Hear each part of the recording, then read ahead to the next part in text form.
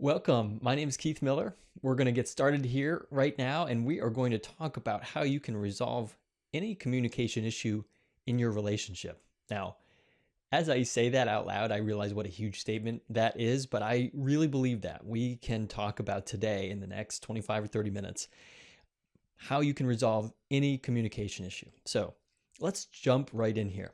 Okay, I'm going to take a wild guess and say that if you're watching this, you'd agree with me that when communication breaks down, it's painful, right? You've been there, I've been there. I've been married 20 years.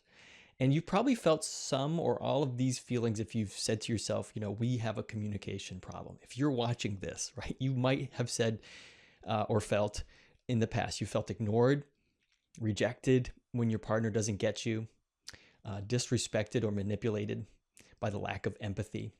Maybe you get angry when you see the kind of stubbornness or selfishness that comes up between you and your partner. Your partner's only seeing it his way, her way. You feel like your voice hasn't been heard. You feel like it's taken away. Maybe you're exhausted from that, tired of having to walk on eggshells and get small. And at the end of the day, you might even feel afraid or lonely. Those are the things we didn't sign up for that, right? That's not what we wanted in this committed relationship. We have a partner so that we don't feel alone and afraid, right? So if you're feeling any of those things, you are in the right place. I want to walk you through today how you can actually get through that, how it's normal to have really off communication and messed up patterns and negative patterns, and you can bounce back and you can bounce through that, okay? Look, now I realize what the kinds of things I said are kind of heavy. They may be true. Those are feelings that come up when this is painful, when you're not communicating. I want to set the tone. I want to show you a short 1.5 minute video.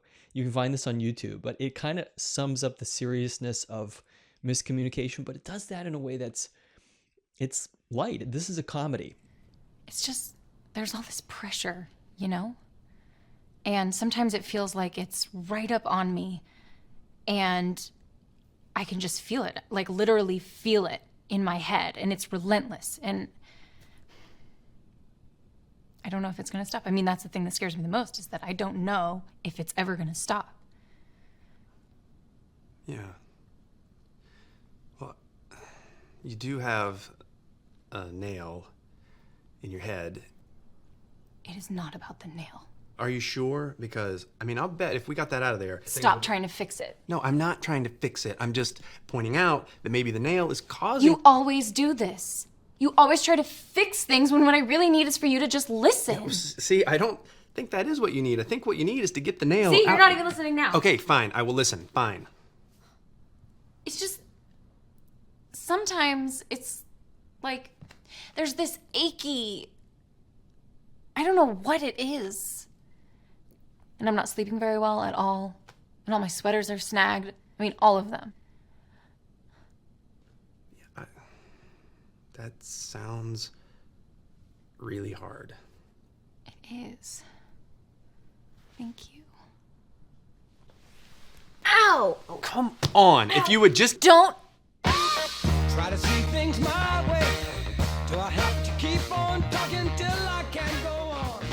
We can work it out. Okay, what did you think?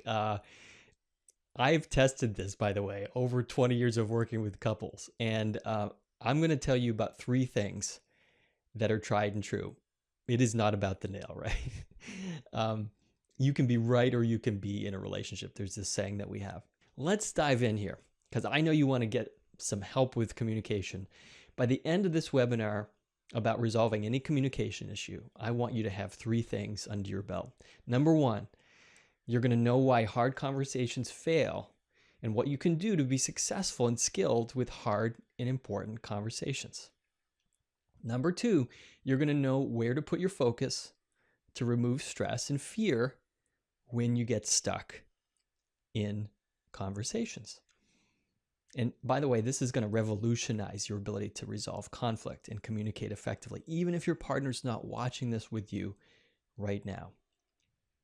Number 3, you're going to learn why skilled speaking and skilled listening are so important and how to get those skills. Okay, now let me jump back for a second to something I said. It's counterinstinctive here.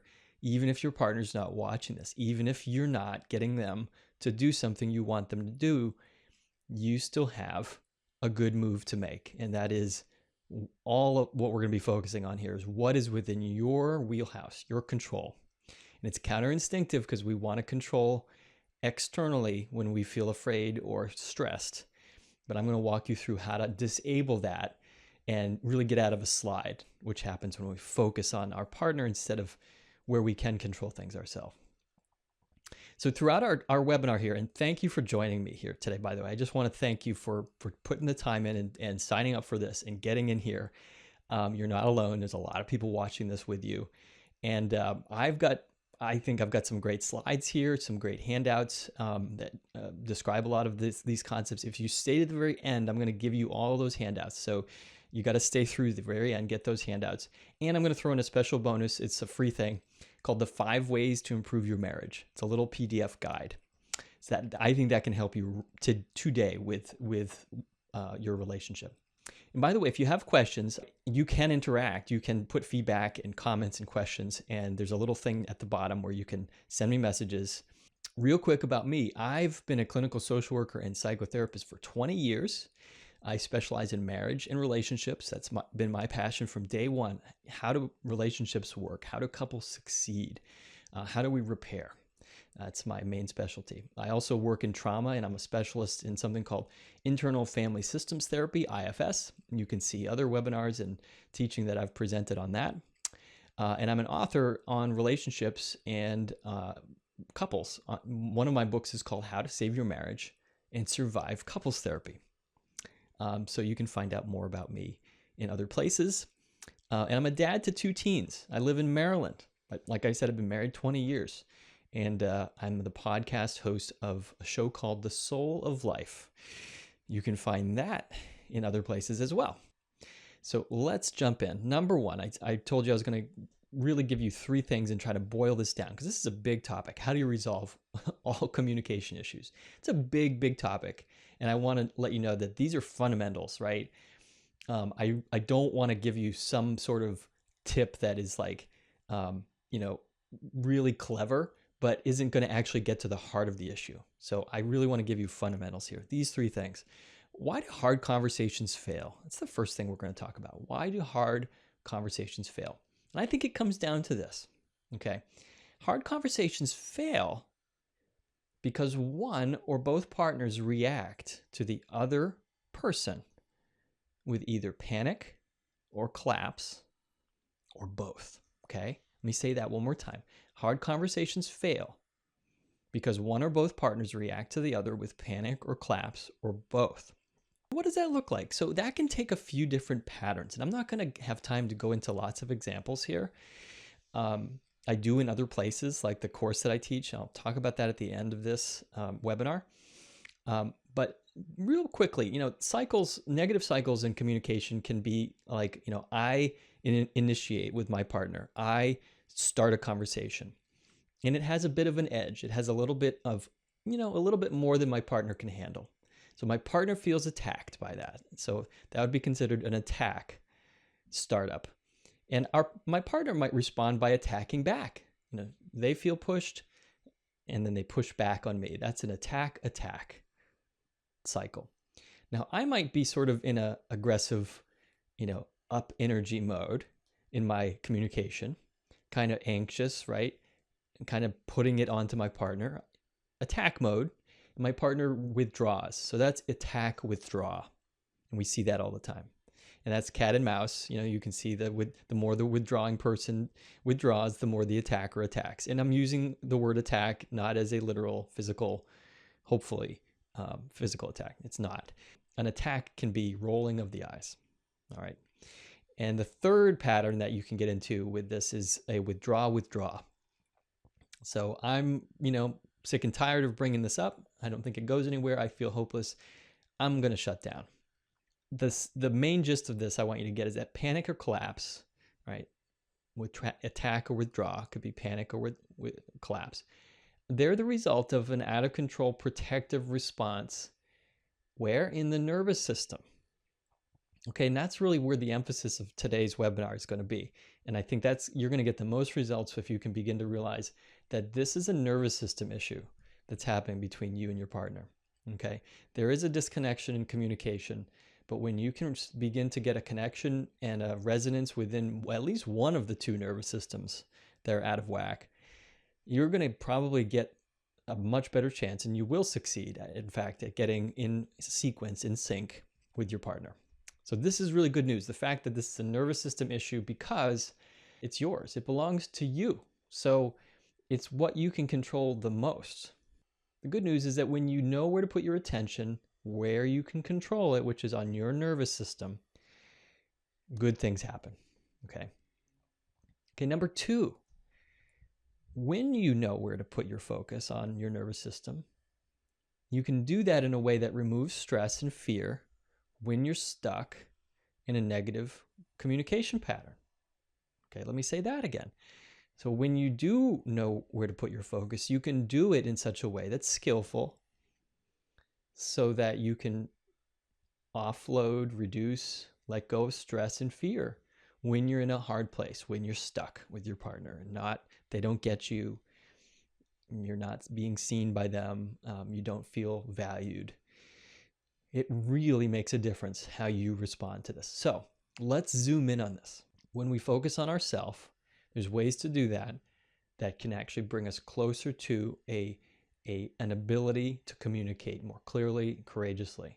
Because our brain, our nervous system knows how to rev itself up, and it knows, if we allow it to, how to be in charge of feeling calm and clear, creative and courageous. It knows how to soothe itself. Here's the kicker, right? Here's the kicker. Our brain needs someone to know that someone is there, right? It really needs that. That's a survival instinct. We need to know someone really cares for us. And if we turn to our partner often to get this sort of, we call it co-regulation. We turn to our partner so that we can feel better. And in fact, our partner gives us not a good feeling, but a jolt, right? An angry face, frustrated face, contempt, eye rolling, turning away from us. That's not what we want. And so that is if we can think about it this way, that is something that's painful for any social mammal. And we are the apex of those social mammals. So it is really, really, it's a hard, painful situation when our partner's not there for us. Now, what do we know about pain as it relates to the brain and the nervous system? Well, as a matter of fact, there's a lot of research. I won't get into all of it, but when we slow down when we're in pain, when we pay attention to the pain itself and not try to distract ourselves, not try to fix it or kind of get rid of it, not panic, not collapse, it turns out that actually when we are just there and paying attention to our attention, by the way, that's called mindfulness. When we use mindfulness during a painful moment, the brain lights up as if we're like getting a soothing hug or getting relief from the pain. That is, take that to the bank. That is a well-researched part of the literature on mindfulness. And what I'm so jazzed about and teach all the time, and I'll tell you about this at the end of this webinar, because I teach a whole course on this. It's called the U-turn. It's a way, Y-O-U, turn, U-turn. By focusing on how you're focusing, when you're in it with your partner, when you're trying to get them to, give, right? Or trying to get them to come your way. And we practice this skill of being mindful of our attention. It's really a way to get a hold of yourself during a stressful moment so that, rather than getting self-absorbed in just sort of recycling negative thoughts and assumptions you're making about your partner or hopelessness, you can kind of see that for what it is. It's a feeling, it's a thought. It's not something that you have to totally buy into. It's something that's going to pass. It has a beginning, a middle, and an end. And so that's hopeful. If it's nothing else, it's hopeful to be able to know that what's going on inside of you at any given time has this variety and has a landscape to it. Instead of getting yanked along by your nervous system into these patterns of conflict, which is what happens. For me, personally, I'll just own up to this. I am the #1 lead learner on this topic. Lots of experience. getting in the gutter in my 20 years. And I can tell you this is a way out of it and this is a way through it. And I've had to like stamp it on my head. I've had to just memorize this from experience. And then when I follow the steps, it's like, oh yeah, of course, I've got to get a hold of myself first. So the goal of the U-turn is to get your brain into what we call the window of tolerance. Now that's a term that comes up in the field of neurobiology.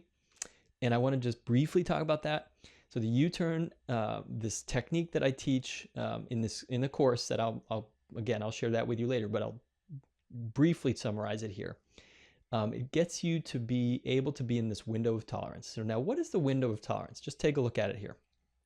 That green zone there, where you see the star, that's the optimal arousal zone. And I'm not going to get into ventral vagal theory, polyvagal theory. You can look that up. It's very interesting and very helpful as it relates to our understanding of how the brain really works and what's going on when it doesn't seem to be working when we're stressed or scared. So when we're in that green zone, this is optimal. You can feel and think at the same time, right? That's really good to have if you want conversation and communication. You can experience empathy, right? You're open. Feelings are tolerable, like even strong feelings are tolerable. You have a present moment awareness. You're kind of here now. I like to say the lights are on in somebody's home. And you feel open and curious instead of defensive, judgmental, paranoid. You can be aware of your boundaries and others at the same time. Like you know what your limits are and you know that other people have limits and that's normal and you feel safe. So, however, when we're in the red zone there, let's start with the red, the top zone. That's like the fight or flight response, right? A lot of us know that zone because you're angry, you're defensive, your thoughts are kind of snowballing together. You might be tense or shaking even physically. It's overwhelming. You feel unsafe and hypervigilant, maybe impulsive, like just energy, hot energy, you can't stop it, maybe rageful, right? And that's, just to be precise here, that is the fight or flight response. That's hyperarousal in the nervous system. Okay, now we can also be under aroused. That's the purple zone there. And that's the immobilization response, too little arousal. So you know this because it's sort of flat. It's like you're off, no energy, not there, kind of feeling defenseless, helpless. Emotions are numb, they're kind of gray. You might feel really ashamed a lot. Passive, hard to say no, just kind of feel dead.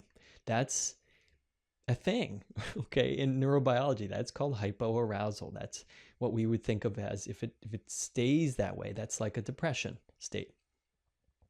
Okay, so that's the window of tolerance, and I want to bring us back to why I'm showing that to you, because the U-turn is this concept. If you can realize when you're in and out or out of the window of tolerance, you realize that there's some moments when it's just not a good idea to be communicating. You have to first get into your right mind, like where you are like able to like be aware of yourself before really trying to do the hard things like listen and take in other opinions and kind of be interested and open and kind of along for the ride, but also not just passive. That's as you can see from that illustration, that's a skill that requires your nervous system to be in a pretty smooth place. Okay, so number 3, skilled speaking and skilled listening are the key to effective communication. Now that may kind of sound like common sense. Skills require practice. So if you keep doing the same thing over and over, that's not skillful. If you expect the same result, but you're not trying anything new. Skills require practice with new things. Now, if you don't know, for example, if you're physically not in the window of tolerance, if you can't even tell when you're up in that arousal zone, like people are telling you, hey buddy, like you're out of line, you're getting feedback from your neighbors, your coworkers, but you can't tell that you're up there. That's an issue, right? Or if you can't tell if you're really passive all the time, people are kind of complaining that you're not pulling your weight or you're not really interested in things, apathetic. That's an issue. So, this webinar is not going to cover that larger thing, and it might be something you get some professional help with. Quite certainly, you could think about participating in the course that I run that really walks people through an in-depth version of these skills.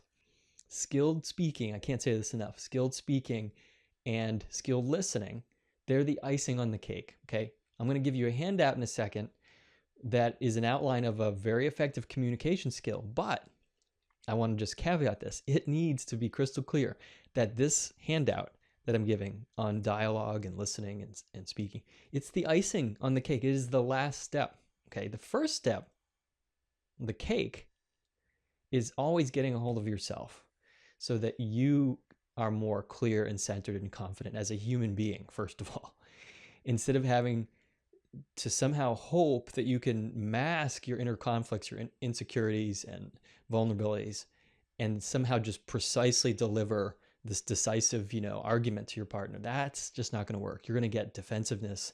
You're going to get all sorts of clever ways that your partner won't buy it.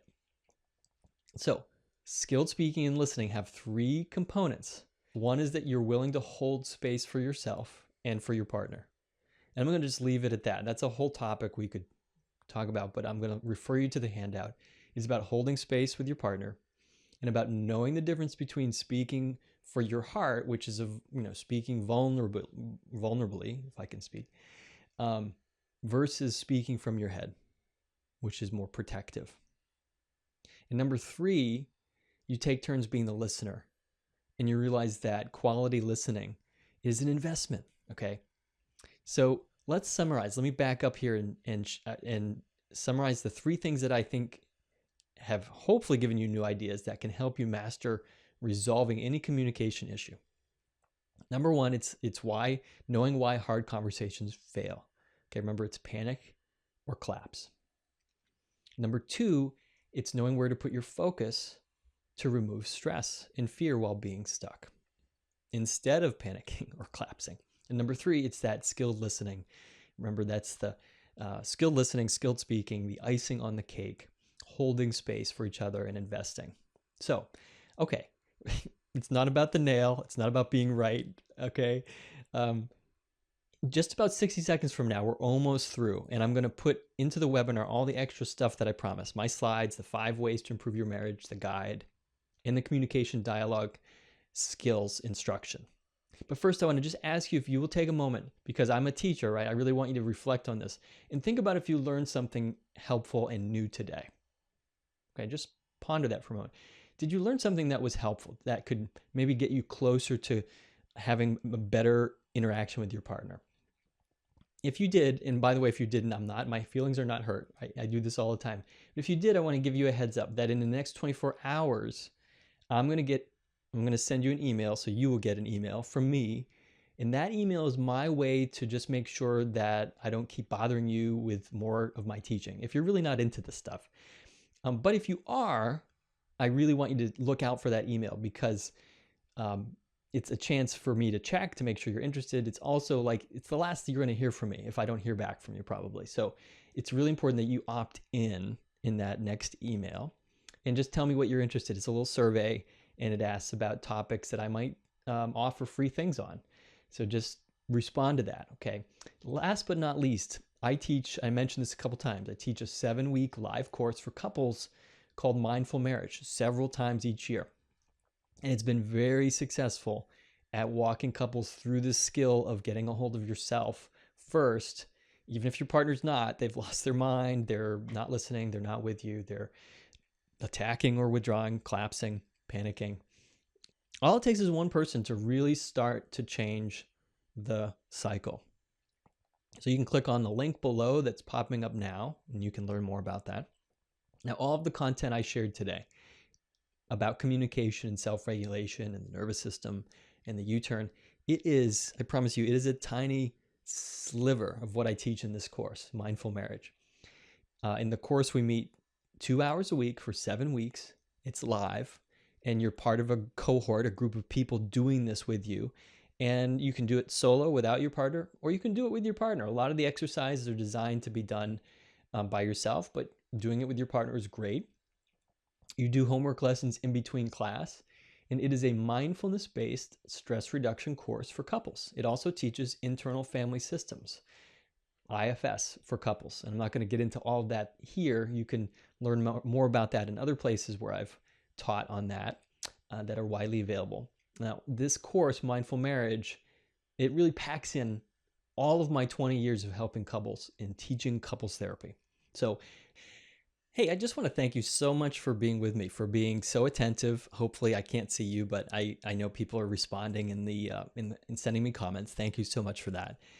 Send any question you have. You can now download all of the slides and all of the extras.